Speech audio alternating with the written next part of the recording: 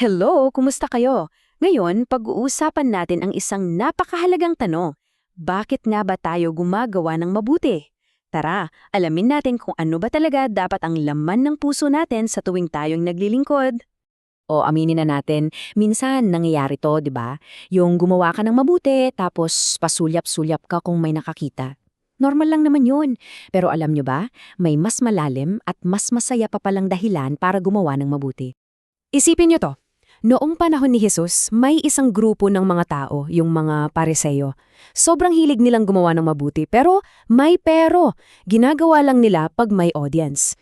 Nanala nga sila ng pagkalakas-lakas sa gitna ng daan para lang sabihin ng mga tao, wow, ang banal nila. Okay, so para sa una nating aral, alamin natin ang sikreto sa likod ng isang kabaitang hindi ipinangangalandakan. Ito yung pinaka-sentro ng lahat, sinabi mismo ni Jesus. Ang simple lang ng punto niya, huwag nating gawing parang performance yung pagtulong natin. Kasi yung tunay na halaga ng ginagawa mo, hindi yan nasusukat sa dami ng palakpak. Tingnan niya yung malaking pagkakaiba. Kapag ang habol mo ay papuri ng tao, sabi ni Jesus, okay, yan na yung bayad sa'yo, hanggang dyan na lang. Pero kapag ginawa mo ng lihim yung pagtulong, aba, iba ang usapan. Yung gantimpala galing mismo sa Diyos at yun yung pangmatagalan. Ang ganda pakinggan nito, no? Parang sinasabi lang na yung paggawa ng mabuti dapat sobrang natural na halos hindi mo na rin napapansin o iniisip na ipagyabang pa, kusang loob lang talaga. At eto yung pinakamagandang bahagi, yung promise. Kahit walang taong nakakakita, may isang nakakakita. Nakikita ng Diyos ang lahat niyan at yung gantimpala niya, hindi papuri kundi isang kaligayahang nagaling talaga sa loob. Sige, punta naman tayo sa pangalawang aral. This time, tungkol naman sa panalangin. Ito raw ay dapat isang personal at tahimik na usapan natin sa Diyos. Balikan natin ulit yung mga Pariseo.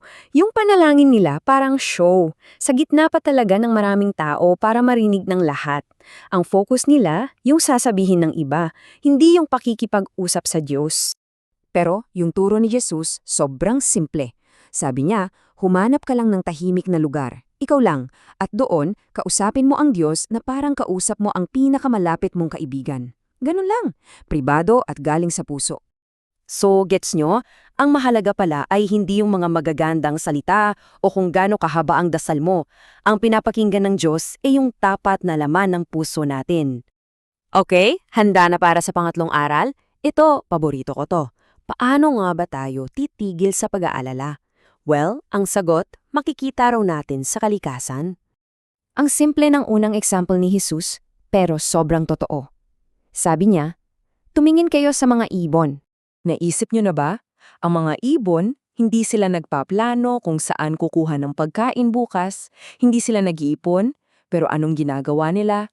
Umaawit sila, masaya sila, kasi may nag-aalaga sa kanila at pinagkakalooban sila araw-araw.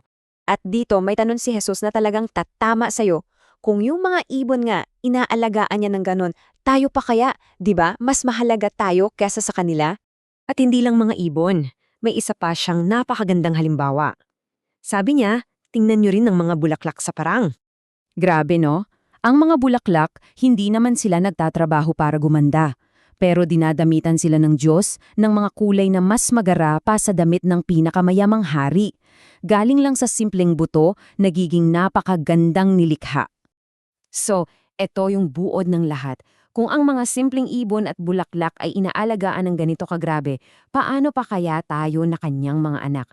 Ang pagtitiwala sa kanya ang sekrato para mawala ang ating mga pag-aalala.